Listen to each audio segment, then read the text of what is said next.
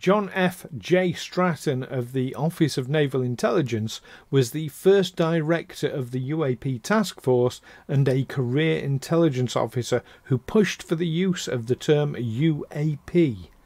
Jay Stratton undoubtedly knows more about reported UFO sightings in the US from 2008 until 2021 than anyone else.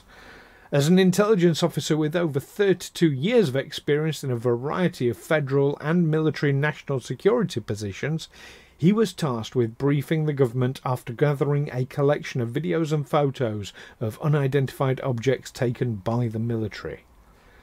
But was he just another UAP frontman for the government, distracting the public from what is really going on, or someone dedicated to finding the truth behind the reports and obfuscation? Join myself and Neil here on Aliens Explored as we discuss the life and work of John F. Stratton.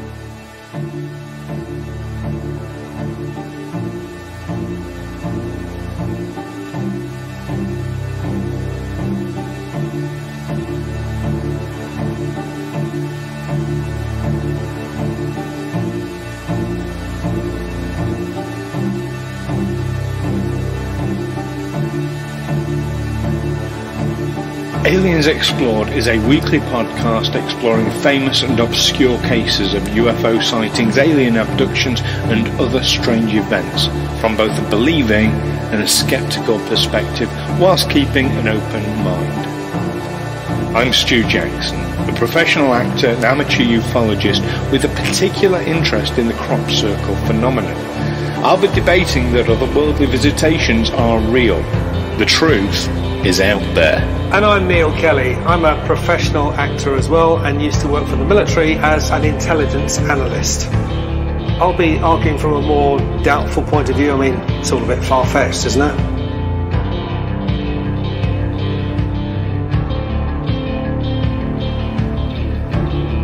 Hello listeners and welcome to another episode of Aliens Explored, your weekly podcast looking at all those mysterious UFOs, UAPs, identified flying objects, and all the people involved in their study in various ways. I'm one of your hosts, Neil Kelly.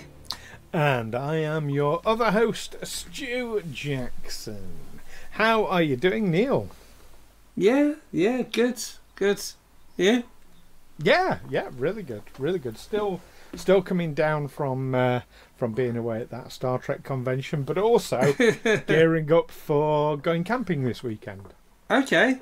Where are you going? Down to Kent. It's where I normally go camping.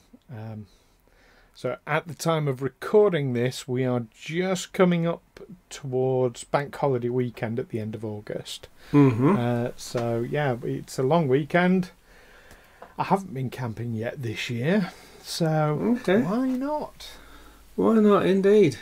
Yeah. Has it got all mod cons at the campsite? It's got a swimming pool and entertainment, and that's it's literally a farmer's field. That's exactly what it is. He's got a tap in there. He has a portaloo, although I take my own facilities where that's concerned. So yeah, just literally need some water and I'm good. Your own facilities being a fast food container. No, I've got a proper. I mean, this is. I don't know if this is an appropriate conversation for a podcast, but I've got a proper flushing toilet. Wow! That I go camping with. Yeah. Blimey, that is impressive. I've got a battery-operated shower. I just dunk one end in a bucket of hopefully warm water, and it pumps it up through a shower head. Nice. Yeah. And a decent sized tent you can, or is it like crawl into and lie down? Well, I've actually got 3 tents, but the one I use mainly, so I drive a Land Rover Discovery. And what I do, by folding the seats down, I actually make the back into like a camper van, and then I've got this tent that fits over the back of the Land Rover, and it's called a tailgate tent, and it's this huge, massive room that sort of comes off the back of the Land Rover. It's a proper, yeah. I don't skimp. You don't? No, and this camping thing, comforts. is this something you just took up when you got the Land Rover and realised the potential, or did you No, camp in I've various loved ways? camping for a long time. I only got the tailgate tent last year. Okay. I can't remember how. I didn't even know they existed, and I happened across one. Oh, that's right. I was thinking about using the Land Rover as a camper van. I was thinking, oh, it'd be really good if I find a way of fitting the tent over the back of it. And I started looking on Google, and it turns out these things already exist. So, yes, here, take my money. You didn't have to make your own. Well, that sounds like camping in style. Yes. Nice. Yes. If you're going to camp, go camp full. Anyway, moving on very swiftly from that. Moving on very. How do we seek into our? We talked about the people involved in looking at UFOs, IFOs, UAPs, and today we're going to talk about a certain John F. Stratton, known to his friends as Jay. Yes. Or known to everyone as Jay, I think. Known to his enemies as Jay. So this is a really senior guy. Works at the Office of Naval Intelligence. He's a senior analyst at the Nimitz Operational Intelligence Centre. He's pretty high ranking, isn't he? He's somewhere close to being an admiral or something. I'm not sure of his rank, I'll be honest. I know he's very, very highly regarded. He's he's certainly very senior. And in the intelligence community, naval intelligence community. And of course, his connection with UFOs, or UAPs rather, is he has worked on 3 official, that we know of, UAP or UFO programs between 2008 and 2021. So he was working on these things when the Pentagon confirmed that Tic Tac, Go Fast, when these 3 videos, Tumblr, when they were leaked initially, and then the Pentagon just said, "Yeah, they're real." That was in 2017, so he was very involved. Right there at the front end. And he's got a sidekick, hasn't he? A scientist called Taylor. Is it Travis Taylor? Travis Taylor. Travis Taylor. Dr. Travis Taylor. Yes. Dr. Taylor, who's a double PhD. So check out the brain on Dr. Travis Taylor. So Dr. Travis Taylor. Yeah. Now, Travis Taylor might be familiar to some of our listeners who watch The Secret of Skinwalker Ranch. He's the scientific expert that's been brought in there on that. It's a show on history, on the History Channel, that they've been running all sorts of experiments. They're into the 4th season now. In America, the 4th season of Secret Skinwalker Ranch has dropped. In fact, they've gone right the way through the 4th season now. We're still waiting for the 4th season here in the UK. Damn it! First 3 seasons were really interesting. But yeah, they're running all kinds of experiments. He's big on rocketry as well. Is Dr. Taylor? Okay. Likes launching rockets. Sounds like a fun guy. Yeah, so him and John Stratton, work very closely together. In fact, I think John Stratton had some involvement with Skinwalker Ranch when it was owned by Bigelow. Didn't they attract some ridicule for their involvement in Skinwalker Ranch, alleging that these portals were opening up and creatures looking like werewolves, or creatures looking like the Predator from the Predator movies coming through? Well, as we have experienced, Neil, anyone involved in ufology attracts ridicule. Now, some would say these are active debunkers who are perhaps even paid to ridicule people. I don't know. I just think some people are just unpleasant. But yeah, it doesn't surprise me. Anyone who researches ufology in a serious manner is going to be ridiculed. That's just par for the course. Look at the attacks that have been made on David Grush, for example. Yeah. It's just par for the course, sadly. Even the age we live in, where UFOs, UAPs are being taken seriously across governments, there are still people out there, as soon as you say, well, there's something about all this, you must be nuts, it's all woo-woo, or, other types of things. Heard a saying once, the mind is like a parachute. If it isn't open, it doesn't work.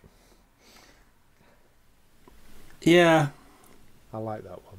Oh, there was a song by Magazine, wasn't it? That my mind ain't so open that anything could crawl right in. There is that. There is that. Then, yeah, you need a filter of some kind. Yes, but you have to be careful not to have a mind like concrete, all mixed up and set. Yeah. I mean, I'm always dubious when someone seems very, very eager for you to believe or disbelieve something. They're not just presenting their case and saying, well, I think this because of this. They actually and get quite aggressive, actually really want you to believe something or not believe it. And that's when I get suspicious about it. I think, yeah, there's an ulterior motive going on here. So slight digression now on a genuine question, this, because I know how heated I can get. Do I ever come across like that to you? No, I don't think so. Not with the same level of aggression that someone who wants to persuade, who wants to believe that, for instance, global warming isn't human-made and therefore there's nothing we can do about it, and the day of judgment is at hand, and we're all going to die and there's nothing we can do. And they seem to really want that to be the truth. So they really want there to be no hope. Yeah. And I don't understand why they get that into... I sort of can, because if a task or a situation seems so incredibly daunting that it can, just pondering it can be harmful to some people's mental health. The idea that, well, there's just nothing that can be done about it, so that's it. It's actually better for their mental health. Maybe, yeah, they can't cope with it, but I'm sure many of our listeners know people who, no matter what evidence you present them with of something, they're going to say it's all fake, it's propaganda, it's whatever. And then when you say, well, there's no evidence for your point of view, and they're going to say, oh, well, that's because all the people who really know what's going on have been cancelled and all their evidence has been censored. And really, I mean, how did you get to that point where you decide that, all of our doctors and scientists are engaged in some sort of left-wing conspiracy? Yes. I'm sure we have listeners who believe that. Who believe that climate change isn't a real thing. It's a hoax made up by certain scientists, that COVID wasn't real.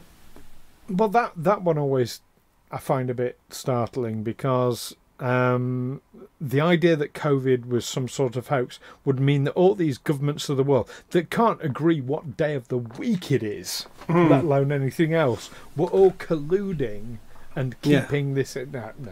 Because there's these left-wing elites who are working behind the scenes and really run the world, and they can make them unite on something, and it really is.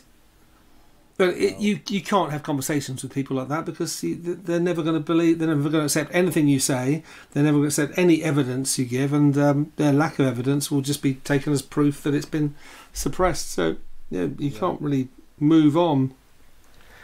Well, I can absolutely assure any listeners that if the left-wing elite were in control in this country, Boris Johnson would not have happened. There's no way. I'm sure they will find a way. They will find all sorts of ways of arguing around it. There, these left-wing corporations, these left-wing oil companies, they all planned it. Yeah, it's anyway. So we're talking about John F. Stratton.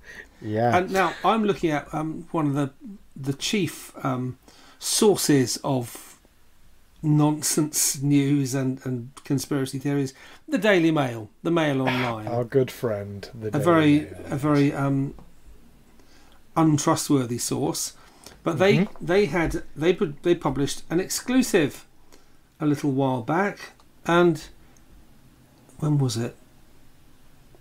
August the 22nd. Oh, Tuesday. So yesterday, as we're recording.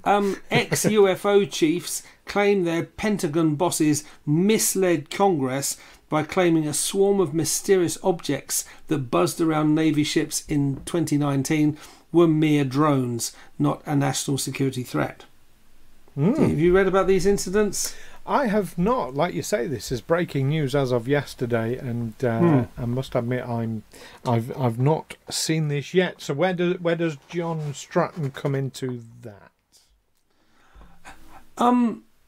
He was saying they haven't been able to identify these things. I mean, obviously their concern was that a competitor like Russia or China had made great advances in battery technology that would now enable their drones to fly across the Pacific and buzz a US naval fleet while it's conducting exercises not far off the American coast. They couldn't bring any of these drones down, and it went on for quite a long time. A whole load of incidents involving multiple drones buzzing. On March the 30th, 2019, USS Harper's Ferry reports as many as 8 unknown drones flying directly over the ship at an altitude of about 500 feet, conducting collection operations. April 24th, USS Zumwalt identifies 6 drones flying overhead in a consistent pattern that did not alter course, speed or altitude, and it goes on all the way through to 30th of July. The USS Russell sees 2 groups of lights containing 5 drones over a period of about 3 hours. Now there were some nearby pleasure craft they thought they might have come from. They did identify on July the 21st. USS Paul Hamilton again reports drones overhead, but this time they believe them to be local fishermen operating personal quadcopters. But okay. Yeah, they didn't. I don't know what the immediate action is if you're conducting an exercise and drones suddenly start flying overhead. Do you shoot them, and you don't know whose they are? Do you just shoot them down? Would that be, you're not killing anyone? I don't know. I honestly don't know. I would have thought you'd want confirmation of what they are first before firing anything. But just so I understand this story correctly, just to kind of get to the bones of it. So John Stratton has said the government is basically misleading people by saying that these are drones. Is this what John Stratton has said? He spoke about UFO sightings at AlienCon, and he said their investigation left them fearing that Russia or China could have incredible drone technology and that it was a national security threat. But their Pentagon bosses played the whole thing down to Congress and said, "Yeah, they're just some drones that we saw." So they went to Alien, to UFO.com, and Jay Stratton and Travis Taylor, they spilled the secrets of their official probe into a swarm of objects that buzzed around a fleet of 8 Navy ships off the west coast in July 2019. Right. Interesting. I need to look into that one then. Yeah, but as I say, I think they're still looking at, these were unknown drones. Someone suggested, well, maybe they came from a nearby submarine. They were launched to that, and to which he replied, well, then, if an enemy submarine was able to get that close, then my entire life, my entire career has been a failure. Well, I mean, certainly Jay Stratton, he would know his stuff, so to kind of look over his UFO-related career, he was part of ORSAP originally. That's the Advanced Aerospace Weapons Systems Application Program, which is quite a mouthful, which then became ATIP, which was associated very heavily, of course, with Luis Elizondo. That's the Advanced Aerospace Threat Identification Program. And I think that's the one that Bigelow was heavily involved with as well, following Member of Congress's visit to Skinwalker Ranch and looking at his research there, which is now top secret stuff. And then he, as I understand it, Jay Stratton basically formed the UAP Task Force. And he's the man basically responsible for putting UAP into common usage. I think it's been used like basically since the 1950s in certain circles. But in public usage, and we've got Jay Stratton to thank for that. I thought I read somewhere he actually coined the term UAP. No, he didn't go. No, it's been in usage for a long time. But he used it just publicly enough. Only in certain circles. Now, maybe, I mean, this is a pure speculative theory that has just popped into my head.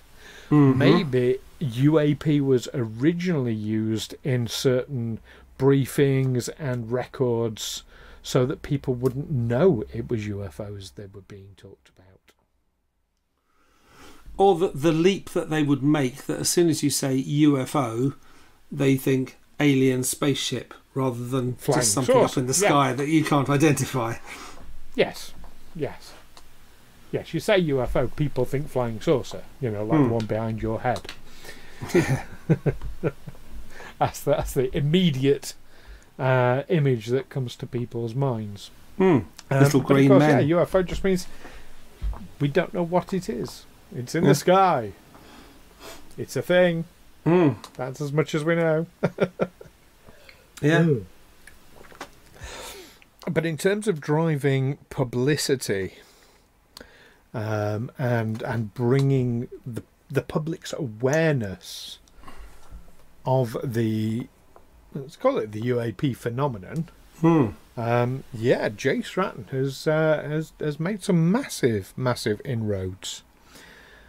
But interestingly about the UAP Task Force, so they, whilst he was involved, they looked at 144 UAP reports and investigated them. Of those 144, I'm going to see, I mean, you might have actually read this information, but I'm going to ask you to guess, or guesstimate, how many of those were explained? And how many 144 unexplained? Out of 144. I'm guessing it's fewer than 143. But that have been explained. Yeah. It is less than 143. That have been explained. This is a wild guess. Was it 100 maybe? Go for it. 100. 100 unexplained. No, 100 explained. You're off by 99. Oh, 100 unexplained. Yeah. No, 143 unexplained. Wow. Of 144 UAP reports that they investigated, they were only able to explain one. That's really telling, isn't it? It is, but I guess you're kind of dealing with it after the fact, aren't you? Someone's seen something in the sky, they report it. By the time you get there, it's gone. So you just got to kind of think, well, what could it be? Look up our records. Was it anything of ours? Did our radar pick up anything? You kind of just trying to follow a pretty cold trail. You've got radar records, you've got obviously military vehicle movements, you've got commercial vehicle movements, you've got private vehicle movements. All these are all recorded and available, certainly to the military, certainly to someone of Jay Stratton's level in the military. In addition to that, you've got satellite movements, you've got astronomical records, like, you know, is Jupiter particularly big in the sky, and is that what's being reported? That has happened, where, you know, they've reported the moon large in the sky. I mean, I'm holding my hands out like I'm holding a beach ball. It doesn't get that big, but you know what I mean. People have misidentified Jupiter as being a UFO. That happens. So yeah, they can look back at all of that. Yes, as you rightly say, you've got radar records. You've got meteorological records. You know, was it a cloudy night? Was it a clear night? Was there any lightning going on? Because ball plasma is a thing. Investigations are not just simply, oh, well, someone's reported it, do we think they were telling the truth? Well, it comes down to that, doesn't it? When you go through all your records, all your available data, and you can't see anything that supports their testimony, that what they say they saw, and so in the end, that's all you've got, really. I saw this thing, and well, I think these days, more and more, you've got things like video footage, and so I'm going to sort of caveat this whole of 144 incidents investigated. I think there was probably a preliminary sorting out of, like, well, what can we easily identify? Okay, well, a triage, yeah. They live near an airport. Okay, you know, that's, let's just rule that out. So I think, yeah, there was probably an initial filtering of what reports are we going to properly investigate. Now that's going to, of course, sway it somewhat that it's going to be more unexplained, but still, that is, after a thorough investigation by the military, 143 out of 144 remain unexplained. That's a hell of a lot. But again, just testimony that they couldn't find any evidence for. That they couldn't explain. Yeah. And bear in mind people's mental states. If somebody has a history of what's the word when you see things that aren't there? Hallucinating. Hallucinating, thank you. But if someone has medical conditions that cause hallucinations, for example, that would be an explanation. You know, I saw a UFO and it looked just like the inside of a cataract. Well, you know, get your eyes checked. So yeah, I think it does go beyond just, well, we have to take them at their word. No, you don't. And if it remains unexplained, then yeah. But then it is just that, it's just unexplained. Someone reported something and you can't think what that might have been. You've got their description of it. No. You've got nothing in your records that shows that there was anything actually there. Yeah. Or you do have something in the records that show that something was there, but nothing in the records to explain what it was. Now that's more compelling, isn't it? That your radar record picked up something that shouldn't have been there, that was substantial, that it was more than just a light aircraft, model aeroplane, or a drone flying somewhere. Yeah. That it was moving at speed, that it was performing in ways that drones and aircraft can't. It happens. People testify to those kinds of things, don't they? And yeah, it's very hard to. I know it's hard to prove a negative. You can't say, well, no, you never saw anything, and I can prove it. I can't prove you never saw anything, but I can show you that of all our data that we've taken from that area at that time when you reported it, there's nothing. Nothing that could have possibly matched what you saw. Yeah. And again, I mean, that's where people like Jay get worried, because their focus on the drones was that this was some sort of advanced system being operated by a terrestrial competitor. He doesn't once mention. They went to the Russell UFO investigation talk at AlienCon, but they didn't. They're not suggesting. What they were concerned about was that their boss testified to Congress that it was nothing to worry about. Oh yeah, these are just drones. And that nobody from Congress said, well, where did these drones come from? How did they get there? I think that's very, very relevant to the ufology discussion, because it shows a pattern of behaviour in members of Congress, that they'll be given a simple explanation and they're not even scratching at the surface of it. And the same thing will happen with, let's say, more bizarre cases, more unexplainable cases. They'll be, oh, well, it's probably just drones. Oh, well, that's all right then. And no investigation, no further investigation will take place. Especially as one particular group of drones, they were able to identify it as quadricopters being operated by local fishermen looking for shoals of fish, I guess, and just happened to fly into the middle of a naval exercise. I mean, I don't see how you can do that. Well,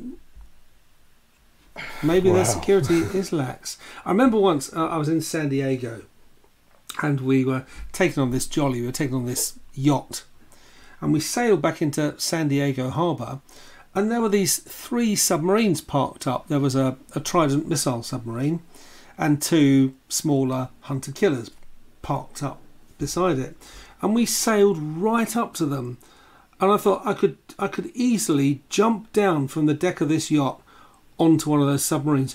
I wonder what would happen if I did.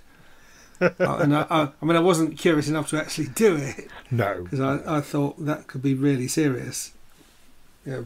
Unauthorised boarding of a nuclear missile submarine. But yeah, I was amazed how close you could get to something like that.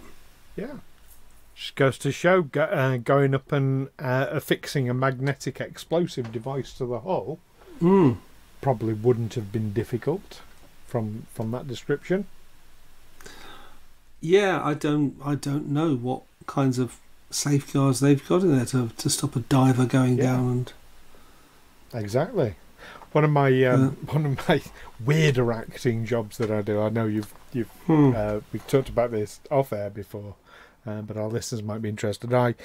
I do terrorist threat replication for the government. So basically, you go onto a site and you work out, well, if I was going to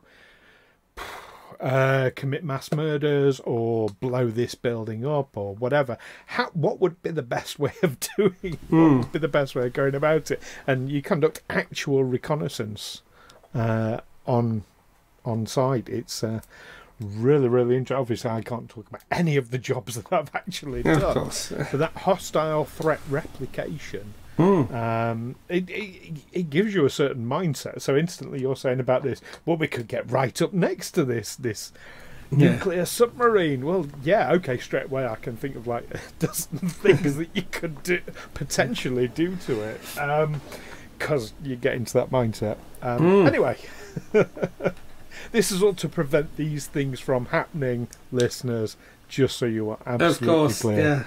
Yeah. And I'm not, it's not a job I do lightly, let's put it that way. But yeah, so anyway, we've digressed, as we often do. So Jay Stratton, I think he's an incredibly important person in ufology, mainly because he's pushed the envelope, he's pushed the boundaries of public conversation about UAPs and UFOs, and he's basically paved the way for people like David Grush to come forward by legitimising it, by making it a public discussion. We wouldn't be in the. I've said it before. We are in disclosure right now. People talk about disclosure as a binary. One day we'll wake up and the governments will all admit, yes, Roswell happened, and yes, we've been in communication with aliens for like decades. No, that's not how disclosure will happen. It's a gradual process. We're right in quite an important moment of it, I feel. Yeah, I'm not sure I do. David Grush, he seemed eager to convince. And he would always fall back on, whenever asked, how do you know this? Oh, well, someone told me. Well, who told you? Oh, I can't tell you that, it's a secret. There was too much of that for him to be credible to me. Well, he was he was doing it properly. This is the thing. He was telling you what he was authorised by law. But bear in mind, his job is to keep a lot of secrets. There are things he can discuss and things he can't discuss, and he was very careful to get clearance to discuss the things he discussed. And when it went beyond that, he answered correctly. But for me, it all just came down to, well, if you knew what I knew, but I can't tell you. That's what made me think. Yeah, okay. But how else? What else should he have done? Well, either tell us or don't tell us. No, I don't see the point of testifying to Congress that you've got second-hand information that someone's told you, but you can't say who told you because that's classified, and you can't even tell them the whole of what they told you. Thinking, why are you wasting our time with this? Well, it was more than just hearsay, because he himself testified that he had seen the evidence. Photographic evidence and things of that nature. He had seen reports from reverse engineering programs, things of that nature. Those are the things he had witnessed, and he believed, and this is what this hearing came down to, he believed that these things should be made public, and that's what he was pushing for. But disclosure will be when the government decides these things should be made public, isn't it? Like I say, disclosure's not it's not a black and white thing. It's ramped. It's a sliding scale. We're headed. We're in it. We're in the process. Anyway, we've gone on a bit. So listeners, let us know what you think about John F. Jay Stratton. Is he the pioneer that I'm claiming he is? Is he? How would you describe him, Neil? A very senior, high-ranking official.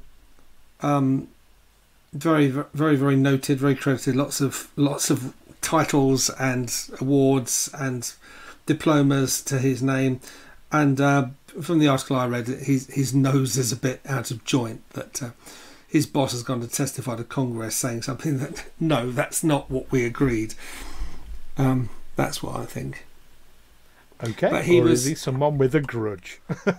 Yeah, as someone who was concerned about a real terrestrial threat, and his boss has just gone and played it down. Yeah, fair enough. Well, whatever you think of him, listeners, we want to hear what your thoughts on John Stratton are. So you can let us know via the usual means. You can email us aliensexplored@gmail.com, or contact us through Facebook, through Twitter, or X as it is now. Ugh, Musk, appalling. Anyway, expressing my opinion right there. Or of course, our favourite way for you to get in touch is for you to sign up for our Patreon, and then you get exclusive access to our Discord server, and you can chat through that with us and with like-minded people. So we do recommend that. Links to all that are below as ever in the description. Join us next time, though, when we'll be going back and looking at the ancient Bolivian site of Pumapunku. And it's very precision engineering. Catch you next time. Bye-bye. Take care. Oh, and keep watching the skies. Oh, yeah, don't forget to watch the skies.